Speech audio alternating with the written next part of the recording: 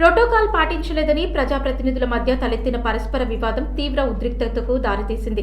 ఈ ఘటన వెనుక అసలు కుట్ర ఏంటన్న దానిపై ప్రజల్లో అనుమానాలు వ్యక్తమవుతున్నాయి. టెంకాయ కొట్టే కార్యక్రమం వద్ద ప్రారంభమైన ఈ వివాదం తోపులాట వరకు వెళ్లడం రాజకీయ వర్గాల్లో చర్చనీయాంశంగా మారింది.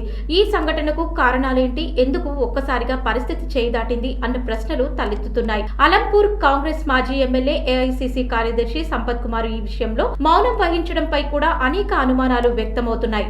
ఇటీవల ఆయనపై వరుసగా వస్తున్న ఆరోపణలు ఈ వివాదంతో కనుమరుగవ్వాలన్న ఉద్దేశం ఏమైనా ఉందా అన్న చర్చ స్థానికంగా వినిపిస్తోంది. వివరాల్లోకి వెళితే అలంపూర్ నియోజకవర్గంలోని వడ్డేపల్లి మండలంలో అభివృద్ధి పనుల ప్రారంభ కార్యక్రమం సందర్భంగా అధికార ప్రతిపక్ష పార్టీల మధ్య ప్రోటోకాల్ అంశం తీవ్ర ఘర్షణకు దారితీసింది. Congress MP Mallu Ravi, TRS MLA Vijayudu మధ్య జరిగిన తోపులాటతో వడ్డేపల్లి ఒక్కసారిగా రాజకీయం వేడెక్కింది. టెంకాయ కొట్టే విషయంలో మొదలైన చిన్న వివాదం వర్గాలుగా విడిపోయి పెద్ద రాజకీయ పోరాటంగా మారింది. పరిస్థితి అదుపు తప్పుతుందన్న అంచనాతో పోలీసులు ముందస్తు అరెస్టులు చేపట్టి భద్రతను కట్టుదిట్టం చేశారు. మరోవైపు ప్రజాప్రతినిధుల మధ్య మాటల తూటాలు పేలుతుండటంతో గద్వాల జిల్లా మొత్తం ఉద్రిక్త వాతావరణంలోకి వెళ్లింది. ఒకవైపు ప్రజాపాలన, మరోవైపు గులాబీ దళం అన్నట్లుగా రాజకీయ పోరు ఉధృతమైంది. అయితే ఈ వివాదం మంటలు రేపిన సమయంలో అలంపూర్ మాజీ ఎమ్మెల్యే సంపత్ కుమార్ మౌనం వహించడం స్థానికంగా చర్చకు దారితీస్తోంది.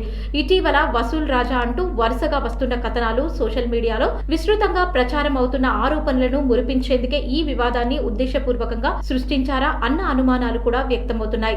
ఈ అంశాల్లో నిజానిజాలు ఏమిటనేది తెలియాల్సి ఉంది. ఏదేమైనా ప్రజాప్రతినిధులు వ్యక్తిగత కక్షలు, రాజకీయ ప్రయోజనాల కోసం కాకుండా ప్రజా సంక్షేమం కోసం పనిచేయాలని ప్రజలు తమ అభిప్రాయాన్ని వ్యక్తం చేస్తున్నారు.